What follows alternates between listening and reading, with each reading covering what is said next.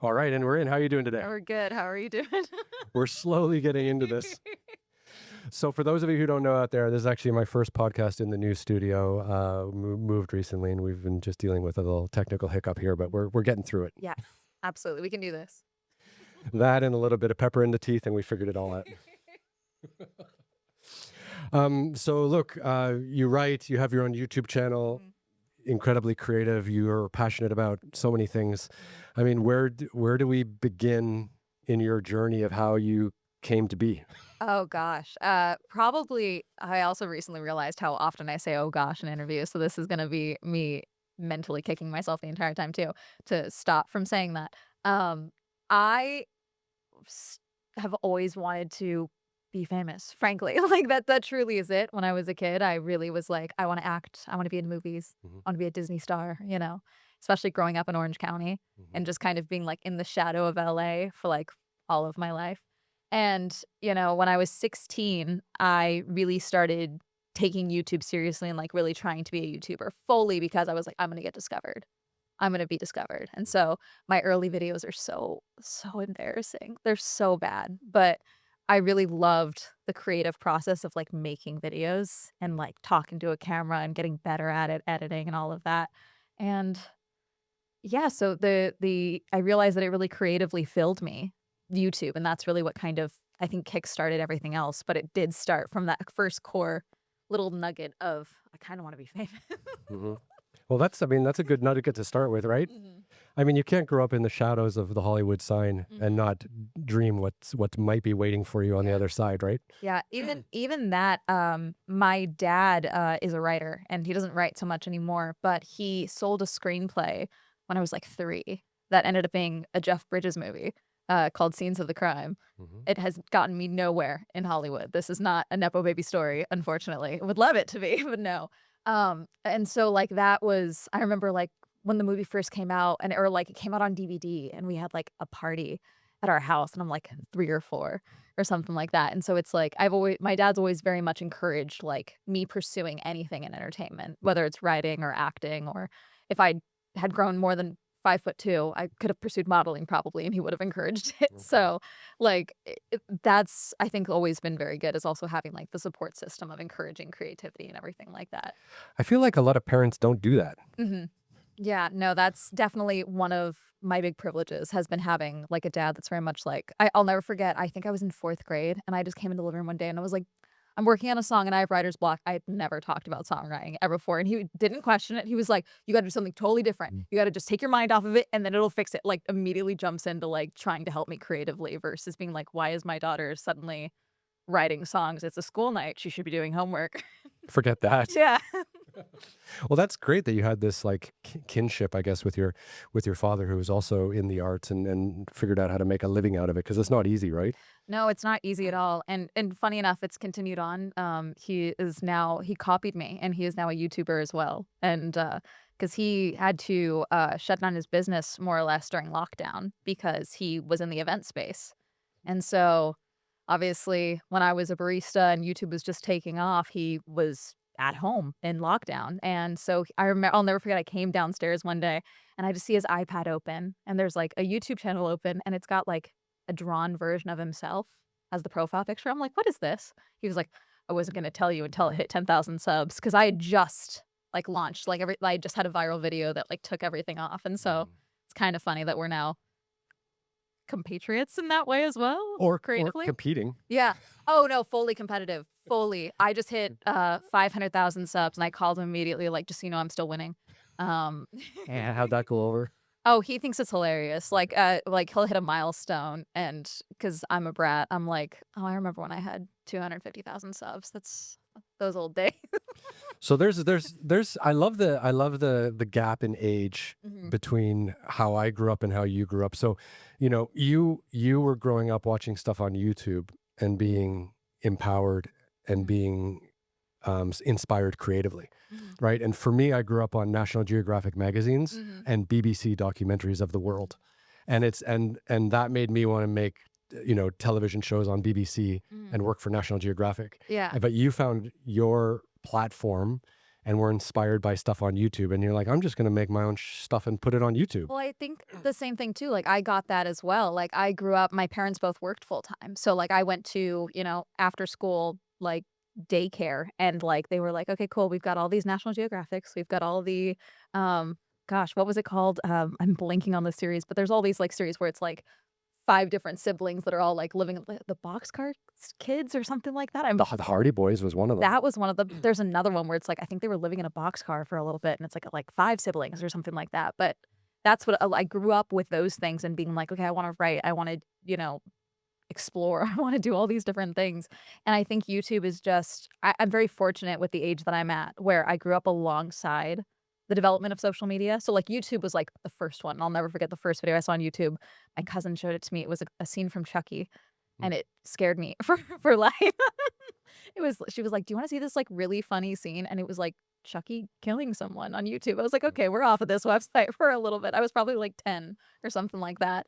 But it was one of those things where I got to grow up with social media and grow up with YouTube and see not just like people my own age, but just like a variety of different people in different languages all over the country, all over the world, like doing different things and sharing different things, crafts, meals, adventures, and realizing that like that was something that I also could do and experience and share with people. So it was more not just like it's not so much that I was like, this is how I want to show up in the world is as a creator. It was like, this is how I'm going to do what I want to do and bring people with me simultaneously.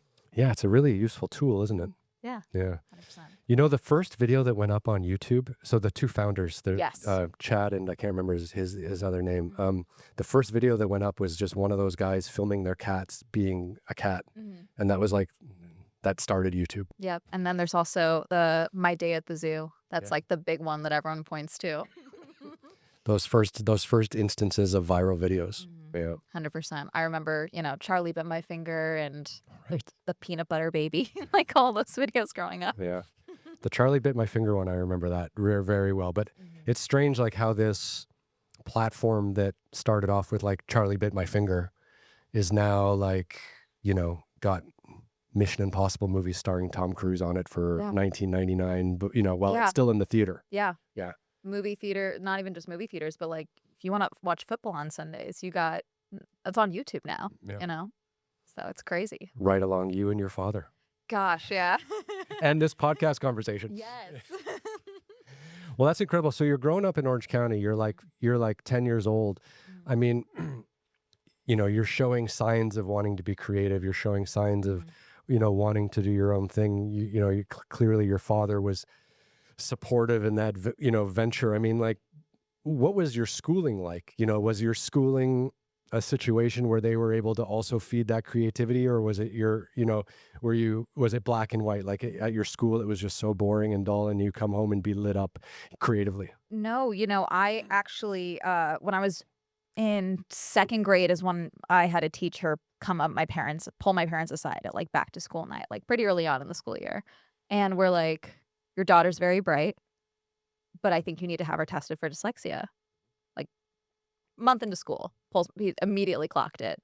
They got me tested about a year later. And so much of my schooling was actually like going into 3rd grade, still learning how to read because I had faked it for so long, and learning how to read and write and everything like that. And it was a lot of struggle, honestly. And that was just in elementary school. But I mean, my parents got me like a great tutor, and I finished 5th grade, reading at a 12th grade level, and again, going into middle school and high school and all that. And I just kind of realized I was like, okay, I could be really good at school, or I could be extremely mediocre and get less work. Right. I admit I clocked it very early where I could kind of toe the line and get straight B's mostly. And honestly, I was never been good at tests, like written tests and everything because of that. So school, I wouldn't say it was boring. It was like, it was just not really how I learned, especially when you have to like, with dyslexia, I had to relearn how to learn. Essentially, I had to like train my brain to learn different ways. And so that's one of those things where most schools just don't function that way, of like, I'm a very tactile learner. And then it's like, at that time, it was very much like packets and lectures, which like now I'm like, oh, thank God. lectures, and everyone else is like, no, you're just going to do workshops. Like, you're just going to do, like, now we're seeing that change in schools. So, I mean, I had friends and I loved that, but no, it wasn't so much like it was boring at school. It was just like different challenges type of thing. Yeah, I always find it completely ridiculous how everyone's just put through the school system and expected to perform and expected to to, fall in line and just do what all the other kids do, when all of us are, our own people with ADHD, dyslexia, pick your, Yeah. pick your poison, right? Like we're all just not suitable for that style of learning, and somehow this is the best that there is, and that's all we have. And it's a way of judging us at like the age of 6 or 8, like Yeah. when we start getting told we're not learning as fast as other people. Like, how is that a thing? Yeah. It's crazy, especially because I especially with, everything I went through with dyslexia and everything, like I did experience some bullying at the time as well, especially because it was actually like really freeing in like 3rd grade to be told like, oh, you're not stupid. You just learn differently. Like, you have a learning disability. And so like I was so excited to go to school and be like, I have dyslexia. And somehow a child got that in their head that meant that I was dangerously stupid and that they could catch my stupid. And so that became that's where school became hard, was like the politics of children, because kids can be mean. And yeah, I don't know. It's like I love learning so much. Even then I loved learning. I just didn't like learning in that environment in particular. Yeah. Well, it's a terrible environment. Mm-hmm. I mean, like you have to think about where we are now with video and AI, and imagine like in 10 years from now, sitting in a classroom and learning from another human being will be a complete waste of time. I mean, I'm going to be totally frank with you. I'm not a big fan of AI. And so I am of the opinion now that if you read or write for fun at all right now, in like 10, 20 years, you will be a god, because people are like giving up their ability to properly write and read and function and critically think over to AI right now, is what it seems. Especially like I just got back on Twitter because I really wanted to yell about the Indy 500. Was it worth it? To get back on Twitter? Honestly, yes, because motorsport threads is not as fun as motorsport Twitter. Okay. But to see like a very basic tweet and then open it to see like, oh, I wonder if anyone else is making jokes. And then someone's like, at Grok, what does this mean? And it's a very basic sentence of a post. And I'm like, okay, what are we doing? I'm very concerned. Yeah.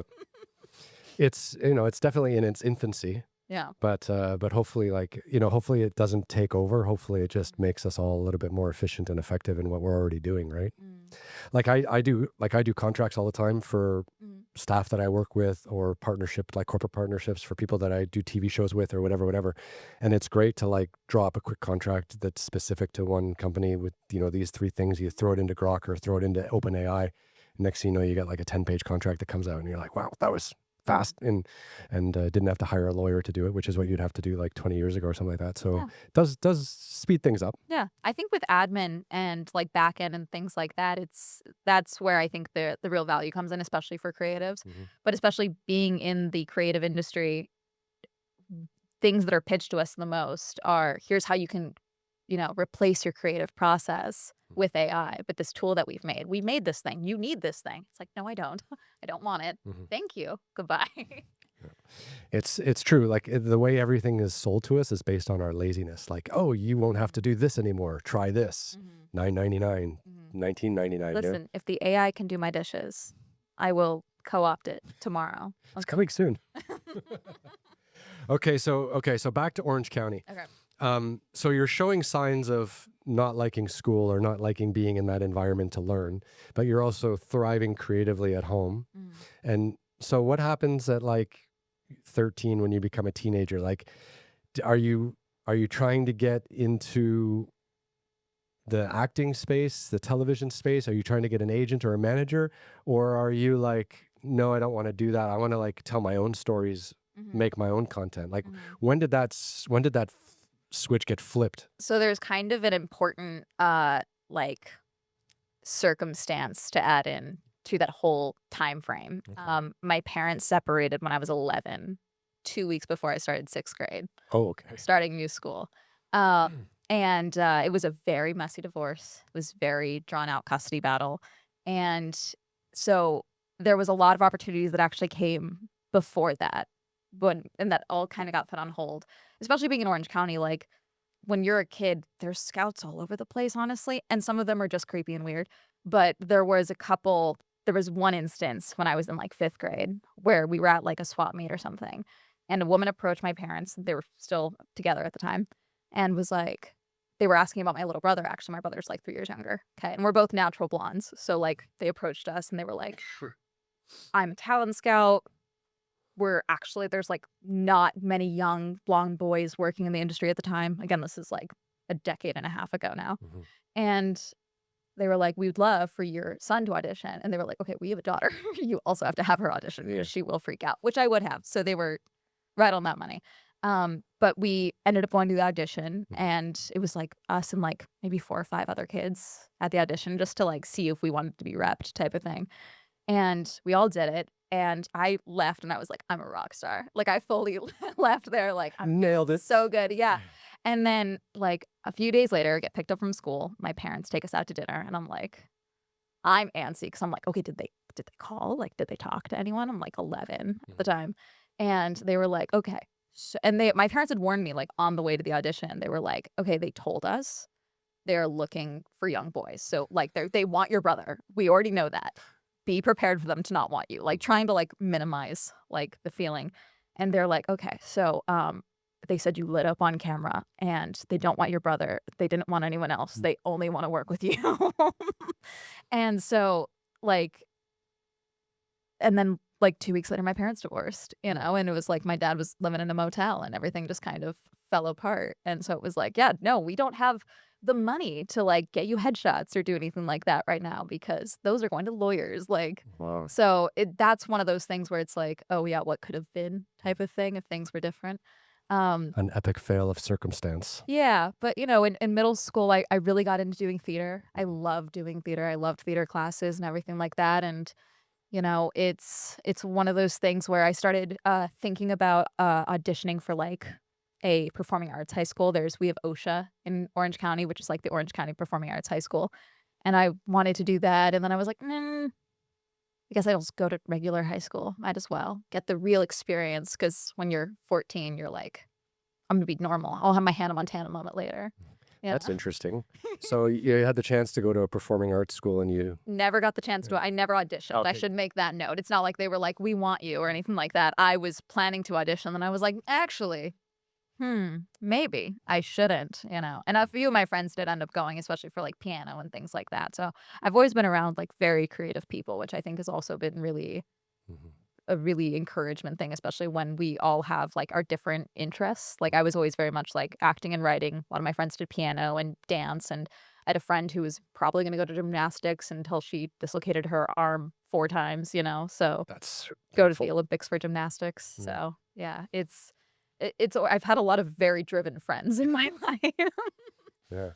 Well, no, I mean, that's interesting. So you kind of got to live this life for almost 2 weeks where you auditioned and someone wanted you. Yeah, no. And then it's funny because then, There's people in this town who are in their 50s who still haven't had that moment. yeah, I mean, that's one of those things too, where it's like when you're a kid, you have the benefit of you have the privilege of being able to be bad, like because you're small and adorable, and you can learn on set and things like that. And so, I did theater in high school, auditioned to do the advanced class, didn't get in, decided not to pursue it anymore because I was like, okay, let's see, I can stay at school for an extra period, or I can go home and work, and like actually get a job and make money. And, then high school was pretty tame. I was dealing with the fact that I have an abusive parent. One of my parents I don't talk to, which I'm using my words carefully, but I speak about my dad very heavily. So I think you can use critical thinking skills there. And so I, separated from that home when I was 17. And then a week after I turned 18, not long after, half my face froze from Bell's palsy. And so I didn't want to be on camera at all. And when I was in high school is when I started YouTube. I was 16, And so I did it for 2 years, very inconsistently. Lots of horror movie reviews and 5 Seconds of Summer fangirl videos. Tell me those are still up. Those are very much still up. I leave them up. They're up to keep me humble. The first video is still up. It's literally called Cliche First Video because I was like, I'm so clever and witty. I'm gonna make a cliche YouTube video. But you know, when half your face is frozen, you really don't want to be on camera. Like there's no photographic evidence of that time because I purposely was like, no one is taking a photo of me, of the fact that I can't blink properly and half my mouth is like hanging open. Sure. So and then graduated high school and started college and didn't post a video for 2 years, like almost to the day. Really? 2 years of no videos. Because it was once you take a break, and I've learned this about myself, that like once I take a like true creative hiatus for like, okay, I'm gonna not do this for whatever time, I'm gonna give myself that break. It's very hard to get that back in that energy. Oh, for sure. Yeah, Yeah. like getting it going again. And so what it was I think I came back from work one day. I was like in college. I was like into my second year of my second semester of college, second year of college. And I'd come back from working a night shift, and I remember like the alarm had gone off at my like baby clothes retail store at like 2 a.m. and I was exhausted. I think I just had a panic attack. It was just like one of those times where it's like school's a nightmare, home is like meh, and then like that work is just like draining. Like you're not making enough money. You're a student. You're making pennies, you know? And I was like, I need something that's just me. Like that's not work, school, home. Like I need something that's me. And so I started doing YouTube videos again. And I think at the time I had 44 subscribers. And I'll never forget I made a video about coming back to YouTube. Like I'm going to do it again. I'm filming it in my car. I lost 5 subscribers. Wow. Like so silly. But I started making videos again, and you know, not long after that hiatus, I went to an event called TanaCon that ended up being a massive disaster. Like it's known as like one of the big social media disaster events of 2018, and it really solidified the format, but also what I realized was valuable about my content because I did 2 videos for that event. I did the vlog of me going to the event. It ended up getting shut down by the fire marshals. There was no food for anyone. Kids were crying. They were telling kids to go outside to get picked up. Like your parents are outside. Their parents aren't outside. Like it was this whole disaster. Okay. So I filmed that vlog. And then the next day or so, I was like, I should explain like more. So I did a sit down video and I talked to the camera about everything that wasn't on camera that I couldn't film. And though the vlog got more views, got like 50,000 more views, I got 5,000 more subscribers from just the sit down video. Oh, wow. And I realized like what people liked for YouTube for me was how I told a story, explaining that. That's interesting that you were able to pick that out, like on that, like it was almost like an A/B test, right? Yeah. And I guess like that probably was like my first real A/B test of it all because I'd just been doing movie reviews and everything like that. And that really set up my I tried it so you don't have to series, I would say. Yeah. Yeah. That's interesting. That's so wild that you made 2 videos out of the same event, published them both, and were able to understand how each one benefited your channel and benefited your point of view and benefited your audience. Like most people aren't sophisticated enough to even think about doing that. I did it at 20. No. I mean, I did. But I think that's one of the benefits of also being like, when you're a creator, to also be like a student of content. Like I said, I love learning. That means everything. And just always growing up watching YouTube and still watching YouTube while I was making videos, I think was very valuable at that time. And a student of analytics, right? Like you really have to see the numbers, and you really have to understand the numbers and figure out like why people are coming to your channel, what they like, what they don't like, you know. And then, you know, it's fine to make stuff that people don't like if you really love it, but at least you know what's going to happen when you put it out into the world, right? And as long as you know what people are kind of enjoying and engaging with, then you can kind of maybe tailor something towards them. Yeah. So let's go back a little bit again. Yeah, so sorry. I will just keep talking if you don't cut me off. No, I'm fine. I love your timeline, right? Yeah. So you go to this audition for boys. They loved you. You know, your parents get divorced. When did you decide, like, obviously it seems like from the age of 11 to 16, when you decided to get into YouTubing, you know, and creating your own content and posting your own content. I'm just trying to understand what happened between like going to auditions and getting headshots and trying to get a manager or an agent and starting your career that way. versus posting your first video on YouTube at 16. Mm. And I'm wondering if it was just the financial strain of both your parents going through a messy divorce that actually led you to not going to more auditions and actually just putting a camera on yourself at 16 and being like, I'm just going to, make my content for my YouTube audience. I think that, money, I think, plays a role in a lot of people's creativity, whether they, fully realize it or not even. And so even before the divorce, like my parents had gone through, everyone went through 2008 the same way for the most part. And I remember that. Do you remember that? I remembered we had a lot of dry pork chops, which I'm realizing is not an original experience for anyone who's struggling financially at the time.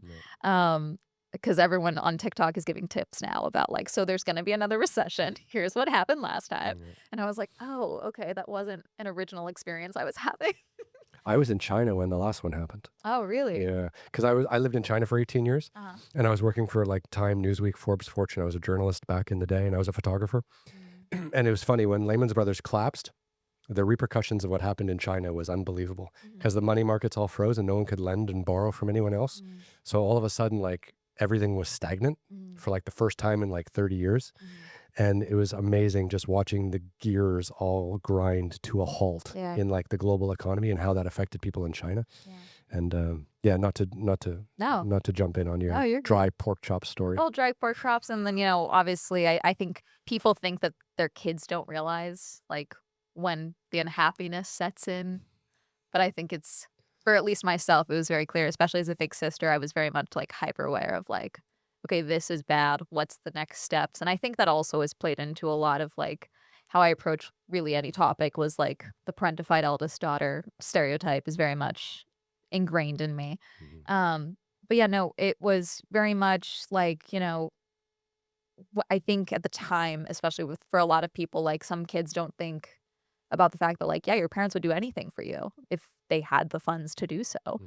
And it was just rapidly very clear, okay, one, they're not a united front anymore, but also the funds are not even just not there. They're not going to what they could be going to. It's going to more lawyers and drawing it out and the messy custody battle of, I want the kids. I don't want you to have the kids. You get the kids these days. You don't get the kids these days. The back and forth of all of that. Isn't all that insane? It was rough. I like I can laugh about it now. It's funny. My friends in my audience and we have this saying called sharing the worms. Because for myself, it's kind of like we realized that I drop traumatic lore in conversations the way a toddler shows you the worms they keep in their pocket. Because a toddler, it's just they have worms. They have a pocket. They might as well put the worms in the pocket and then they want to show you. So they just put them on the table, of course. But now you have to deal with this pile of worms in front of you. And so for me, when I share something in a story, like whether it's relevant or not, to me, it's just my history. And then people are like, actually, no, that's a very concerning sentence that you just shared with us. Are you good? Are we good? And it's like, I don't know. So that it's one of those things where it's like I said, it's the what could have been type of thing with acting and everything. And so I did, I filled myself creatively with like doing theater in middle school and high school and just doing things at school. And, for middle school, my parents did not want me like going home and they both worked full time. So like I worked at a daycare and I was like a volunteer at like 13 with like a bunch of elementary schoolers. And so it's like, okay, cool. We're having like play days and we're like making stories and like I'm playing with kids and things like that. And like that also filled me very creatively as well. And so I think it wasn't until, I was, 14, 15 where I was like, okay, why am I waiting on people for like permission? Because that was also the same thing about like I said, I wanted to be discovered from YouTube. So I was like, okay, if someone comes to me and they're like, comes to my parents and is like, we saw your daughter's YouTube video. She's perfect for this role. They can't say no. Right. So it was kind of that same thing where it's like, if it's not the money issue, if I just get out there that way, that might be the way to actively be able to act and do what I want to do. So it was kind of, I wouldn't say it was like rebelling, but it was just kind of like I don't have to ask for permission to do this. I can just make a video and see how it goes. Isn't that inspiring? Yeah. Yeah. It's really amazing because you really just don't need anyone's permission anymore to be creative and to make stuff. And that's changing the whole, ecosystem, putting it on its head. But it's also exciting, and we're getting a chance to experience so many more stories that we would never have access to. Yeah. 100%. Well, that's wild that's kind of how it all came to be. That's nice that you didn't give up on that dream, but you found kind of a way around it, and YouTube was the platform. Yeah. And I mean, at the time, especially in high school, I was like, okay, I'm going to put all of my, like, I think even my original bio was like, I'm going to prove my parents wrong, like on YouTube. Like I would, yeah, like I can do, like, it's proof that I can do this. And it's not like anyone was straight up there telling me, no, you can't do this. It was like, hey, we don't have the money for you to do this, which for a teenager feels like them saying, you can't do this. So right after they go out and buy a new car. yeah. Yeah, that can be tough. Yeah. So yeah, that was it. Was that, but then also, it's was something that I had to realize, like I mentioned about, my parent I don't speak to, the realization of like, okay, no one's coming to save you the same way creatively, money wise, anything like that. It's something that everyone has to learn at some point in their life, and I just learned it at 16. Yeah. Yeah, I mean, it's a harsh thing to learn at 16, but I think you're like light years ahead of where you would have been if you didn't learn that lesson, right? 100%. Like the hard truths are the ones that cut the deepest, the ones you learn from the most, right? Yeah. So, I mean, what are you posting about these days? Like, what's kind of your topic of choice? Ooh, because you've got like 500,000 subscribers, for Christ's sake. That's no joke. Yeah. I just hit 504,000 subs like 2 days ago, which is cool. Did they give you like a little plaque? No, you get one for 100K. So I have the silver play button, and then 1 million is the next one. That's a gold one. That's solid. Yes. Yeah. Yes. That's also been the other fun thing about, like, I just celebrated 10 years on YouTube last October, is growing up alongside YouTube and seeing how the play buttons have even changed. Like they used to be like a literal, like almost like a mini statue that then they framed with like your channel name and everything like that. And then they made it like almost like a trophy plaque. And now they've shrunk them. So my million one, when I get it, because I will, it will be smaller than my 100,000 subscriber pack because they've just made them smaller. Oh. Yeah. I haven't kept up on what YouTube's doing for that yet, but that's crazy that they're changing the size of them. Yeah. Yeah. But yeah, no, I do a lot. I describe myself as a variety creator more than anything, and I do commentary and reviews of products, media, and events. I'm mostly known as the event chick because no one reviews events to the quantity that I do more than anything. So okay, walk me through that. Okay. So there's like, let's say the Oscars are in LA, and I've been trying to go to the Oscars. If anyone watches this and wants to get me to the Oscars, I will 100% do a video, and I will wear a t-shirt even over a gown that says your brand name if you can get me to the Oscars. No, it's like a good example is I just did the Tony Awards, not this year but last year, which 2023. Okay, during the strike, the writer's strike, which was actually, I'm really glad I went that year because it was fascinating to see the award show function as it was while under a agreement with the Writers Guild of, how can we put on this award show and not be, violating the strike and crossing a picket line. And they did it without having a script. And so they brought Ariana DeBose to come in, and because she had hosted previously. And so they knew that, okay, you know the format, so we don't have to script you. We can just give you an audio cue here and there and you'll know to move on, or ad lib, because she's done theater and everything like that. And so just as a technical point, yes, if there's no script, then a writer doesn't have to be hired, and therefore you're not breaking the picket line on the writer's strike. In that instance, there was a agreement specifically where I believe the Tonys straight up went to the Writers Guild and said, we would like to put on this award show because it's, especially with theater, the Tonys are such a huge deal for marketing for those shows. There were so many shows that would have closed if the Tonys didn't go forward in that year specifically. And so they went to the Writers Guild and explained, like, how can we do this and have a compromise with you so that you don't picket, because they also knew, okay, there's no actors that are going to cross the line if there's a picket line. And so that's where they got to the compromise of there is no writers, there is no script. I think the only thing that was written the entire show, there was no audio cues, that there was nothing. I don't even think there's anything that said wrap it up on the projectors. Was they played Sweet Caroline at one point, and they had the words for Sweet Caroline on the screen. That's the only time they had like any form of prompters. But even that, I think, may have just been a YouTube video that they pulled up from like an old like lyric video on YouTube. Okay. Yeah. Okay, 2023 Tonys, you're in New York City. Yep. And then so you go to the event. Yep. And you film and you add commentary. Like, walk me through the whole. So typically now, especially with like the TanaCon event, like I talked to you about, when I'm at the event, my goal is to experience as much of it as possible and have the experience of the event. So I'm usually not filming like a review while I'm there. I'm filming B-roll for later. Okay. So for example, my audience also really likes seeing me talk. They don't really like seeing a vlog of me shooting things. Like they don't want a video that's like POV, you're walking through a convention hall. Yeah, like where the camera's up like this. And it's like, hey, guy. And then you turn it back on yourself. Yeah, they don't like that. They want me talking to the camera, telling a story. And then if I'm like, and this table had like a giant Furby at it, like, and then they want me to show the footage of the giant Furby, of like proof of the giant Furby and like the B-roll of it all. But they want the actual storytelling experience. They want to feel like they were there. They want to hear about the crazy things. They either want the joy of missing out or the fear of missing out after the fact of the event. Sure. So with the Tonys, like, I think the biggest response that I got for that one was like, wait, you can buy tickets to go to the Tonys? I'm like, yeah, you can. No way. Yeah. Like that one, I usually, I have kind of a reputation now where it's like, if you don't invite me, I will find a way to buy a ticket type of thing. And so the Tonys was one of those instances where my team was like talking with them, being like, hey, she would love to come and review it.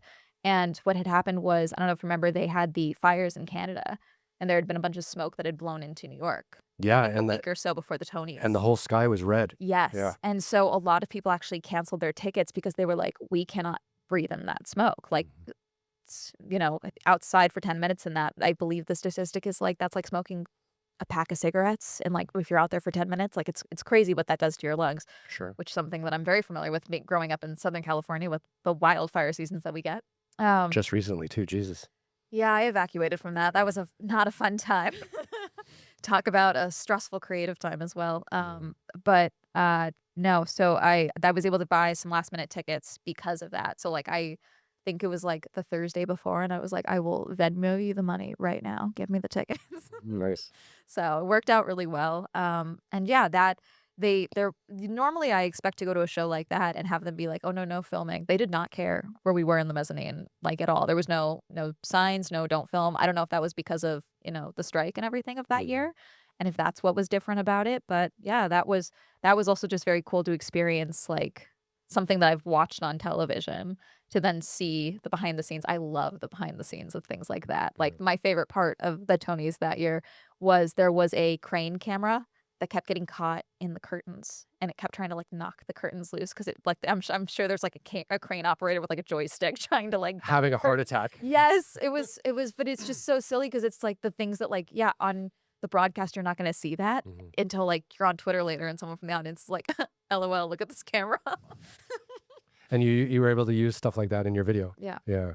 And then what, you have the B-roll playing in behind you and then you superimpose yourself in the front action. That's how you like give the commentary? No, it's like more like I film just like this. Like I sit here and I talk to the camera. Hey, I'm Amanda, you're watching Swell Entertainment. And I tell the story and I go through the events and then I film all the sit down footage like that. And then my editor, William, shout out William. I've been working with him since 2021. He's great. He'll go through my B-roll and be like, okay, she's talking about this person, so I need to use this footage and like put it over everything.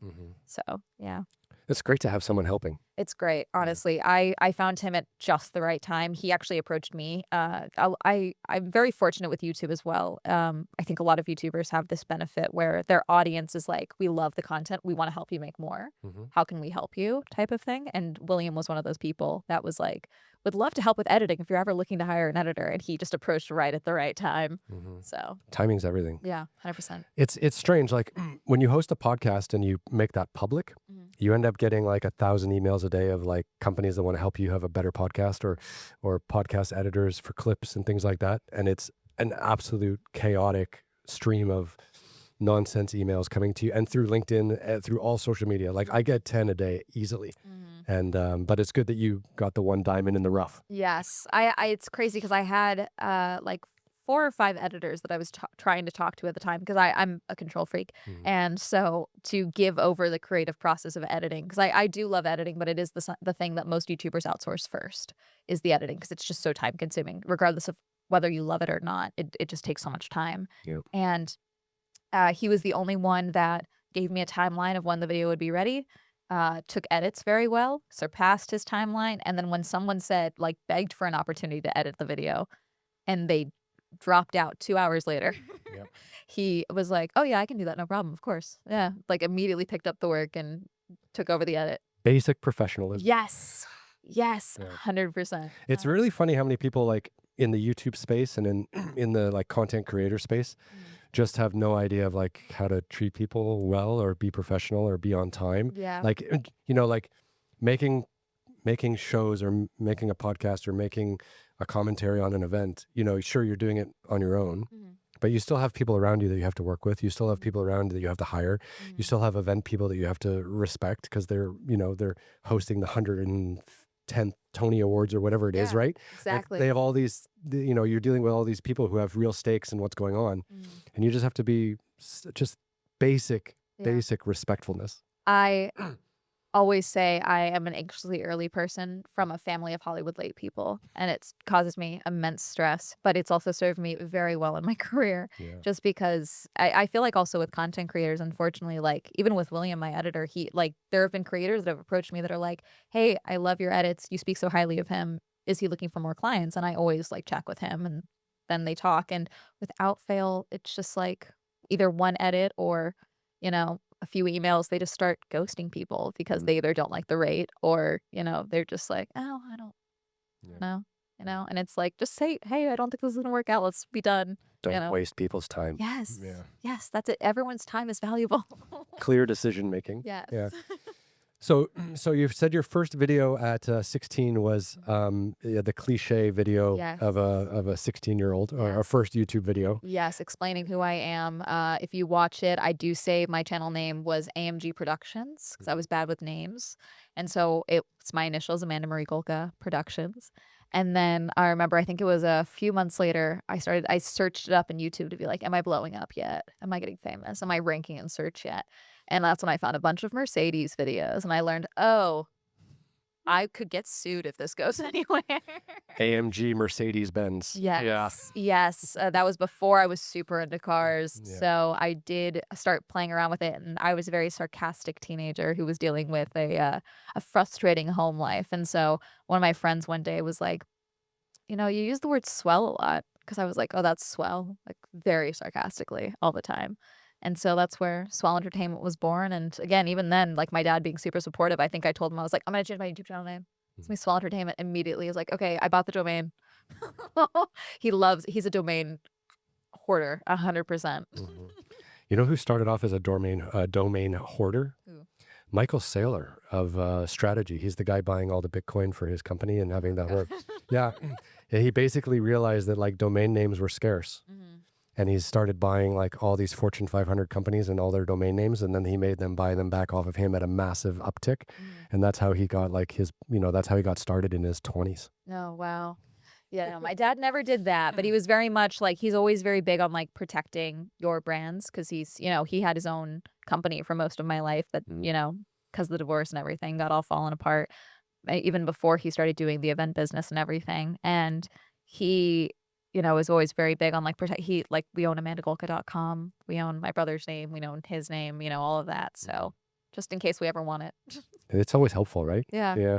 I have a ryanpyle.com, but I haven't updated it very much. So Nice. it's good to keep. Yeah. Yeah. 100%.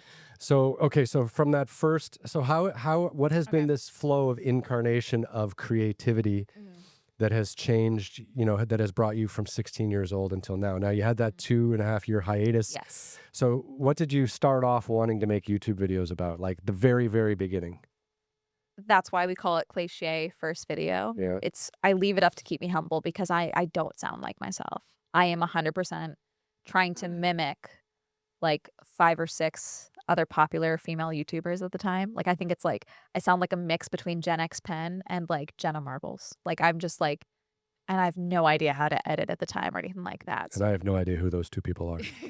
So we're right on the same page here. No, but they're two early YouTubers, right? Yes, yeah, two of the big deals of my time, and so because I just didn't know, I think I just didn't even think about the possibility of it taking time to like grow YouTube at the time. Mhm. I was like, this is gonna blow up. I'm gonna be discovered. I'm gonna be an actress. This is gonna be awesome. Forget graduating high school. I'm gonna have to go get my GED. Like this just insane plan. The Justin Bieber trajectory. Yes, Yeah. yes. As a Oh fellow Canadian. gosh, yeah. Yeah. And so, but you know, I started doing what I loved, which I was obsessed with horror movies at the time. And so I was like, I think it was just before my birthday, so it was at the end around Halloween. I had just gone to all these different haunted houses, so I did like a haunted house tour, Mhm. and I'd like put up all these videos and stuff. And there's like copyrighted music in the videos. Like that's the other thing. So many of these videos are gone because like UMG just like whacked them. That happens. Yep. And so I just started doing like just I was like, okay, what's a fun video that I like watching? I liked watching 5 Seconds of Summer videos. So I started doing like things fangirls say, or like things like that. You turn that tone on really easy. Yeah, very. I used to do the YouTube voice. Now it's funny. I have a friend who is like, I can always tell when you're gonna make a video on a topic because you like lock in and your voice goes down an octave. Yeah. And I'm like, okay, good to know. So it's that was that where it was just like it was just kind of messing around and playing around, and then the hiatus happened. But I think the hiatus happened also because I was like, I was enjoying the content I was making, but it wasn't like I don't even think I knew what I wanted to be making at the time, really. I just was like, I had the goal of like, I want to be famous, but I didn't know like what I really wanted to put out into the world. I was just having fun talking about movies and stuff more than anything.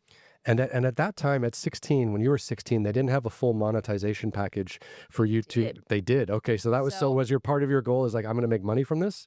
I think I didn't even really clock it at the time because my parents were very like anti me having a job while I was in school for a while. And then it wasn't until I separated from my one parent where I was like, okay, I need money. I need to like, my dad is now 100% taking care of me. I'm going to help out type of thing. Sure. And so that's when I started working my senior year after I'd already turned 18. And so it was one of those things where, but I always found ways to make money. My parents were both in sales. My dad always had his own business. So I was always selling things on eBay, Mercari, which is still a thing now. When it was first in its infancy, like there was no one selling stuff on Mercari. So I would make bank just selling like handmade, like bow necklaces and things like that, and like old clothes and things like that. So, I always found ways to make money. So it wasn't even like so much like a money thing. It was always like the greater purpose of I will get discovered. I will be an actress type of thing. Which will lead to money. Yes. Yeah. Yes. So yeah, but no, I was actually on the old monetization program. So I don't think I ever made more than $1 in that whole 2-year span before I took a 2-year hiatus. And that is when they implemented the new partner program. So I actually got booted out of monetization when I came back to YouTube. So it wasn't until 2018, because I came back around then, like around 2018. Couple of videos. It wasn't until October of that year that I qualified for monetization again You after have to hit having all those. You have to hit all those Yeah. hurdles. Yeah. 1,000 subscribers, 4,000 hours of watch time. It was, but like those 2 videos of that event got like 100,000 views, 200,000 views. I got $2 from those videos because by the time the monetization came through, months later, that's when it took months to get monetized truly. So It's not easy, is it? no, it's funny because I just started a new channel back in August of last year. That's like a hobby channel for car and motorsports content because I have to turn all my hobbies into work apparently. That's what we all have to do I now. know. I just used to like chatting with people over a drink, and now I got all this studio stuff. Yeah, but I started it and got it monetized in like 2 months, and then now I just hit 10,000 subscribers at the start of this month for that one that I started less than a year ago. Congratulations. Thank That's you. no joke. I Yeah. also know what I'm doing now, which is very helpful. It is. So I mean, are you still in this like I'm gonna get discovered mode, or are you like fuck it, I'm making money as a YouTuber and this is who I am now? Because Yeah. I'm still waiting for someone to replace Fallon, and I'm just hoping they'll catch me one of these days just chatting on my podcast channel. Like Yeah. I've done my audition already. Yeah. No, I mean, that's one of the reasons I moved from Orange County to LA is not just because I don't think I'm meant for Orange County. I'm too quick. No, it's I came to LA because I wanted to pursue acting, and I was like, oh, I'm finally making enough money where I can, I can quit my barista job and actually, move out of my dad's house. Like this is the most financially independent I've ever been is because of YouTube. And, so it was one of those things where it's like, that's why I moved out here was to pursue that. And then I was doing acting classes for 2, 3 years. And then I just started traveling too much for events. And so now that's kind of put on a back burner and I'm trying to really force myself back into, taking that dream seriously. Same with writing. I feel like I go through like stages of different creative outlets, and that's the problem with being someone who wants to do everything all the time Yeah.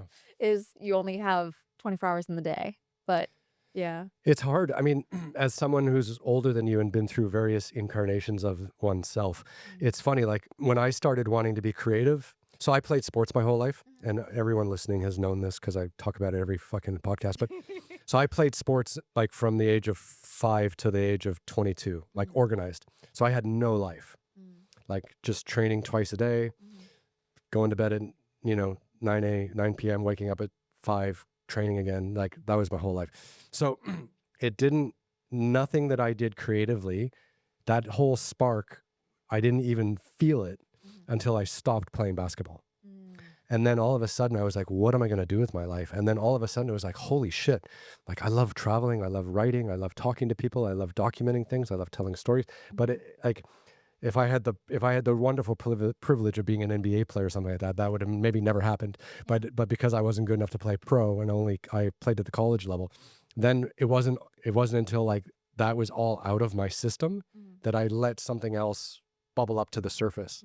And then at first it was writing, and then a few years later it was photography, and then a few years later it was television. And it's just been kind of, growing in its capacity of, what is possible, or what really kind of gets me going in the morning, what I want to wake up and give to the world or share with the world. And so it's been like every 3 or 4 years I've kind of added something else onto the pile, the bonfire, and just trying to build off of that. So I think it's a natural process for all creative people, is just you have to keep tweaking, keep changing, maybe go in a different direction, maybe come back. But I think you just got to take it in stride. Yeah. I also have the benefit of, I think I finally have acknowledged my age. That makes sense, because I feel like on social media, there's Are you always over the hill now, or is this are you way beyond it? No. I'm saying because especially I think as an older sister, like they're like being the older sibling, you kind of are like a little hyper aware that like you're older, even in some like metaphorical capacity, if that makes sense. And so on social media, there's always someone younger who's more famous than you every single day. Like it doesn't matter, which has never really bothered me because I've always very much like, okay, them getting this opportunity, them doing this does not diminish anything I've accomplished or could accomplish, type of thing. And they'll be in rehab in 24 months, and you'll still be promoting and working, so it'll be fine. Oh my gosh. No, but I just mean like I acknowledge like I think because I've always been classified as an old soul, which I just think just means tightly wound. And so Well, don't. I mean, you did experience a lot of stuff at a young age, Yeah. and that puts a heaviness on your yeah. persona that a lot of people who just kind of skate through life and don't have any Yeah. difficulties. But I also think like on social media, because we're surrounded by so many people and so much comparison all the time, that like I need to remind myself like I'm very young. I'm 27. Like I've got at least another 60 years ahead of me. I've decided like it's going to take a while to take me out. And so like I have the ability to like I do have the benefit of time. It just might not be achieving everything that I want right now. Like the other thing that like I mentioned, I have a whole second channel that I just started a year ago because I've developed what I call motorsport brain rot. I blame F1 and then now IndyCar and everything like that. But I've realized in this time that I really love race car driving. I really love doing that. And it's like, okay, cool. That's a whole separate thing than whatever you've been talking about doing your whole life. So it's, I don't know. It's one of those things where it's like, it's hard to have hobbies when you can monetize every single thing that you do as well. And so it's one of those things as well, as an overachiever and also a control freak of like, I need to be successful at literally everything I set my mind to, whether that's YouTube or writing or acting or race car driving or, let's say competitive hopscotch. Why not? Let's throw something else in there, like. I commercialized nature, and I can no longer go hiking or trekking or climbing without being like, oh, I miss the guys, or where are my camera guys, or like we should get a camera up there for when I come over this ridge, like because I did that for so many years, and now that I had to take a bit of a break because of COVID. We haven't been able to travel or film the way we've wanted to for a while. And it's funny, like now it's like I don't even want to go out and do something cool if we can't film it the way we used to. So you have to be super careful about monetizing all your hobbies, because then all of a sudden if the monetization stops, you're gonna be like, oh, this is such a waste of time. Why am I just going to a car show and not filming it? Why am I just going on a 4-day hike, and not filming it? And it really fucks with your brain. Yeah, it does. And it's crazy because even like one of my goals for this year to kind of force myself to be more creative was to do like a physical, like creative project that wasn't a video at least once a month. And the way I've like tricked my brain into doing that is just like when I'm Twitch streaming, I'm like, okay, guys, we're doing a crafting stream, and I just sit there and I talk with them while I'm crocheting or sewing something or I'm painting something, just to kind of, so I can at least feel semi-productive while doing the thing that's maybe not productive or monetizable, And I would love to not be able to think that way, but also I'm self-employed, and if I don't overwork myself, my dog doesn't eat, and that's not allowed. So Not allowed. Do you feel that pressure though of like having to monetize every aspect of your life? Like is that the curse of being a content creator or a storyteller, where you don't have someone telling you to start and to stop? Like, cuz we're in this space together, right? Like I remember like when I started podcasting, for example, like I remember one day I booked 3 podcasts in one day because some people had canceled and blah, blah, blah. And I was like, yeah, no problem. First one went 2 hours, no problem. Second one, 1.5 hours. Okay, great. Third one, almost 3 hours. By the end of the day, I couldn't talk and I couldn't walk and I couldn't hold a glass. Like my mind was gone. And I'm like, okay, that's an unhealthy amount of conversations to have in one day. Okay, let's pare it back a little bit. Yeah, no, I've definitely gotten better at acknowledging, especially like I mentioned, I had Bell's palsy. Like I have to be aware of my stress level and like what I am allowing myself to do and put up with and everything like that. And I'm not always the best at listening to myself. Sorry. We got to get this bread, um, but it's one of those things where having very clear boundaries for myself, and also like the one thing that I really had to get comfortable with, the thing that I love and like kind of relearning that love is I love going to the movies. And so when I started doing movie reviews, every time I would be like, oh, now watching or anything like that on social media, just because I wanted to promote like, oh, go to the movies, like please go see things in movies so we can keep movie theaters open. Like everyone would be like, oh my God, can't wait for the review. And it was almost like the assumption that like I was definitely going to make this into content. And that was the thing that kind of got me, was being like, no, my time is mine. If I want to go enjoy a movie, I will go enjoy a movie. And if it's bad, maybe I'll make a video. Where do you draw that line? Honestly, it comes down to that, like there are things that I love talking about movies. I always have and I always will. And it's like, do I feel the need to go make a video on Sinners? No, but I love talking about Sinners. Like I saw Thunderbolts right after, and I was like, oh, I love this for a different reason. Like it's that, and so there's no videos for those. I went and saw another movie last night. I saw Dangerous Animals, the new movie last night, and that was also very good. And it's like, sometimes just acknowledging like, okay, this was for me. I had this beautiful experience of this movie, experiencing this art, and I don't have to monetize that, and that's okay. Because at the end of the day, a movie is also learning, and I do love learning. So. And leisure time is important. Yes, refilling your creative cup is something that I think that's something that I learned from actually one of the actors in my old acting class was very much like, you have to refill your creative cup. Yeah, no, that's crucial. Like, again, like creative people that I get to sit with and chat with, just like yourself, they've always said like, embracing the downtime is so important, so that you're not overworking yourself and you're not overworking yourself creatively, so that when you need to turn on that muscle and really get things going, it's there, because if you're just overworking yourself all the time and then someone gives you a great job or someone gives you a great opportunity that you really have to like nail, and to go into that just being completely empty is. Yeah. There's also this phenomena that they call, I think they call it influencer lobotomy. Okay, that's interesting. Which is which I classify as myself as a content creator more than an influencer. But I mean, whether I do a stunning review or a bad review of that does influence people on, if they're going to go or buy this product and things like that. So I can accept either one really. But the influencer lobotomy like term is basically the concept of like, once you stop like mentally challenging yourself, whether it's from a 9 to 5 or working as a barista or going to school, and your goals are just like, okay, I need to get this photo of this outfit and I need to post it, and then I need to promote this lip gloss and things like that, or I need to talk about this you know, this hair care product or anything like that. Like once you start limiting the topics and the things that you were covering in your day, it can affect your brain. Like the same thing we talked about with AI. And so that's where you see a lot of people start being like, oh, I used to like so and so. Like I'm not going to say any names, but like I used to like so and so. But then when she quit her job and just became an influencer, like she's not as relatable or exciting to me anymore. And it's not necessarily like a good or bad thing, but I don't think people realize like how quickly it can set in. And I found that for myself as well, where I was like, okay, I don't like that I can't not think of anything other than content. Like I don't like that feeling. And so trying to find time where it's like, okay, I'm going to read a book and I'm not going to talk about it online.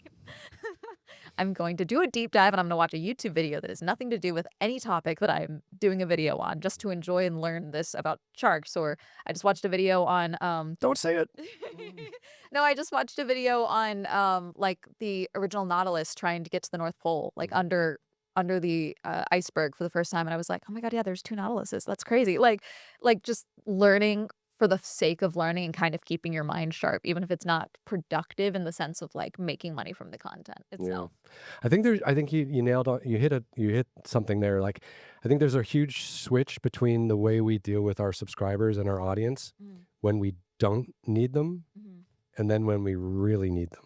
And it's right. It's like that switch when you become like a full-time influencer or a full-time content creator or where you're just doing it part-time and you maybe have another job or other income, because then it's like you're more relaxed with it. It's kind of a semi-monetizable hobby. Yeah. But then it's like when you really need them and it's full on and you quit your job, and then it's like every single thing I'm wearing you need to fucking buy. Like you know, every detail. And I think that changes the relationship with your audience massively. 100%. You know, I used to call YouTube my expensive hobby.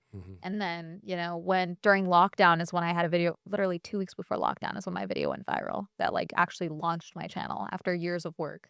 And you know, I stuck it out for a couple more months as a barista, and being a barista whose job never closed in lockdown in Orange County. Rough time, not fun. And so I think I made it to August before I was like, okay, I'm done, guys. I'm gonna go try and be a YouTuber. And thankfully I left on good terms. So if it did crash and burn, because I always say like YouTube is such a finite resource. I mean, people that I watched when I was a 16 versus even 5 years ago, like they're not making content now. Like this, I always see this as something that can go away tomorrow. And so I'm glad that I left on good terms. I could go back to that coffee shop today and be like, hey guys, you need someone to pull shots? Let's do it. So you used a term there. So 2 weeks before lockdown, you put out a video and you said it launched your channel. So walk us all through that. So at the end of 2019, I had finished up one last session at my community college because I had actually graduated the spring before that. But they were like, actually, we can't give you your diploma. You're missing a credit. And so they made me do one whole class in that fall. And I was irritated. I was very irritated. So I was like, okay, cool. I'm going to take a gap year. And I went to my dad because my dad has always had this like rule with my brother and I. That was very much like, you can live at home rent free as long as you have a degree and have a job. Like you can live at home rent free, because he got kicked out when he was 18 and he never wanted to do that to us. And so I was like, okay, I got 2 associate's degrees. Here you go. And I have a job as at a coffee shop. I'm going to work for a year and save money for university so I could transfer and finish my English degree.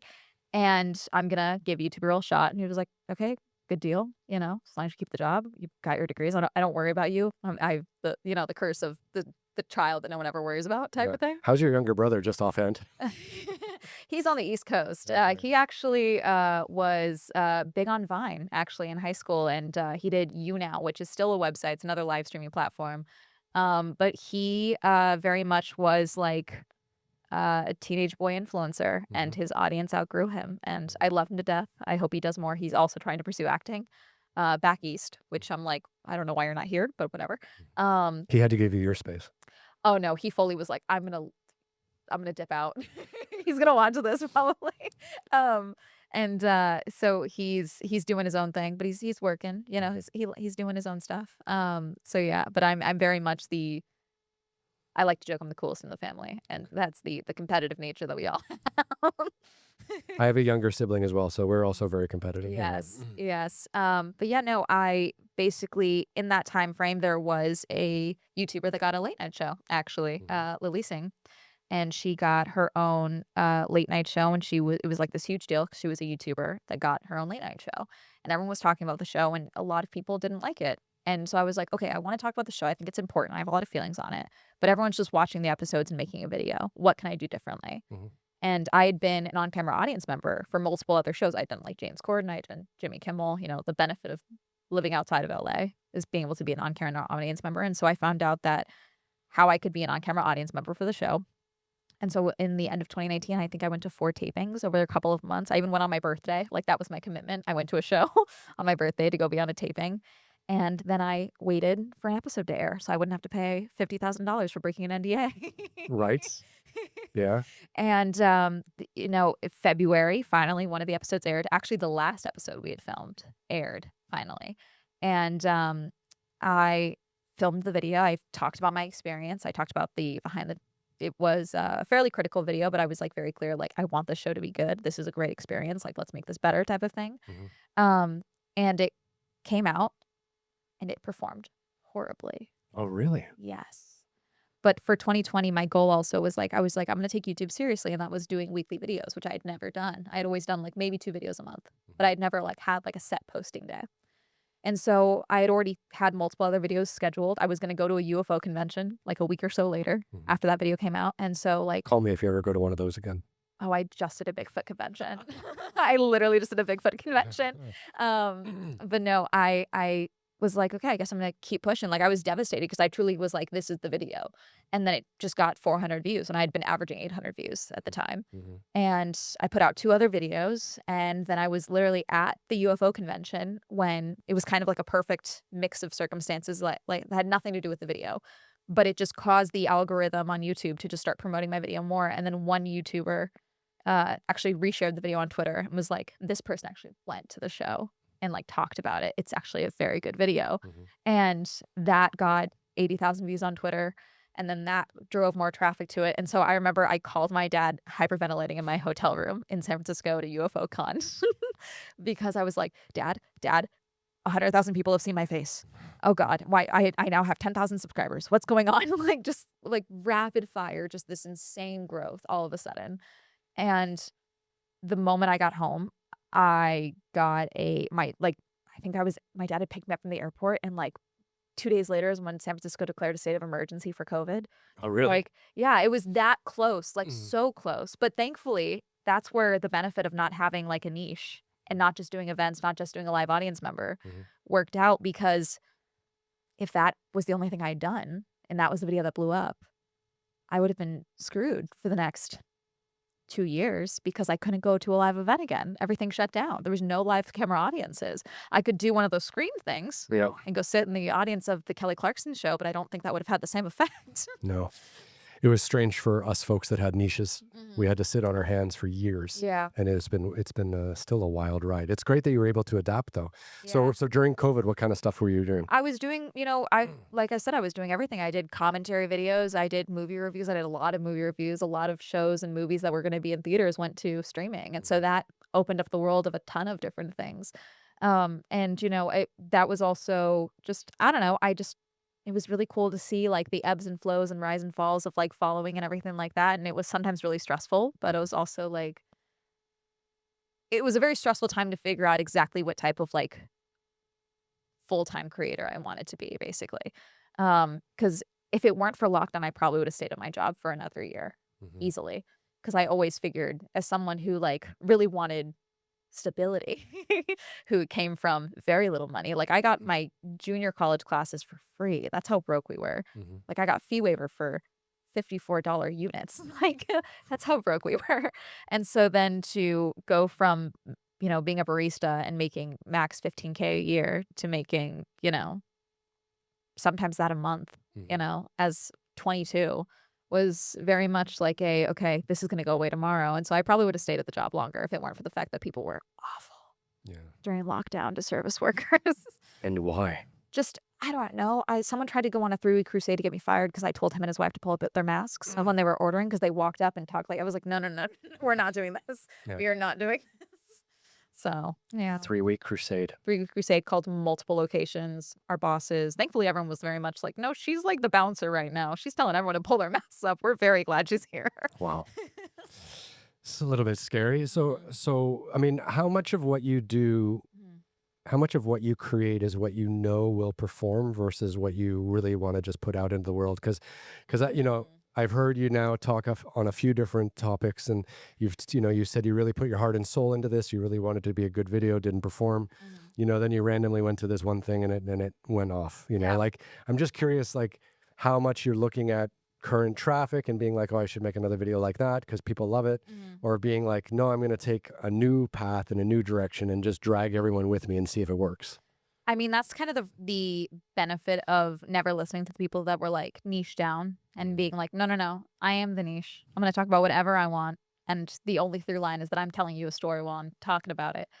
Has been, I love getting comments where it's like, I don't know what Swell is talking about, but I'm going to listen to her talk about it, which is probably the comment I get the most now. So like, for example, there are people that only watch the event videos. There are people that only watch movie videos. You know, there are people that only watch, you know, commentary videos that are about, you know, trinkets like labubus, you know. What's a labubu? A labubu is like a little, they're literally called like the monsters. It's like a little furry keychain guy with like a scary smiley face. They're very weird, but there's a huge craze around them right now. Yeah, are there? Yes, it's basically it's like blind boxes, which is like the legal form of purchasable gambling. It's crazy because like there's special. There's like you get a box, and there's 10 different versions of what you can get from it. And so people are like, oh, I want this one. So then they open the box. It's not that one. So then they go buy another one and another one and another one until they get the labubu that they want. Oh my God. Yes. It's the girlification of gambling. Jesus, that's a terrifying. I mean, a great business model for that. You know, that's people who understand the customer. Yep, 100%. No, I mean, when it comes to topics, I mean, first and foremost, I need to be excited about it, honestly. With events, I don't need to be like in the know about the event. Like when it comes to motorsport content, like I love going to races. That's something that's been very easy for me to like really integrate myself into. But as far as events go, like I like learning about different subcultures and like kind of enmeshing myself with those subcultures when I go to an event. So like I'm not a Bigfoot hunter, but I like going to a Bigfoot hunter event and experiencing like that, you know, group and seeing what that's like and talking about it. So my goal is always to go in with like an open mind and you know, the goal of having a good time. Like I could go to an event that gets shut down by the fire marshal and like, you know, could be crazy and like the sprinklers go off, you know, but like, I'm going to be like, this is awesome. This is gonna be a great story to tell. Exactly. Like so that's kind of the thing. But then there's also events that I go to and I'm like, yeah, this is okay.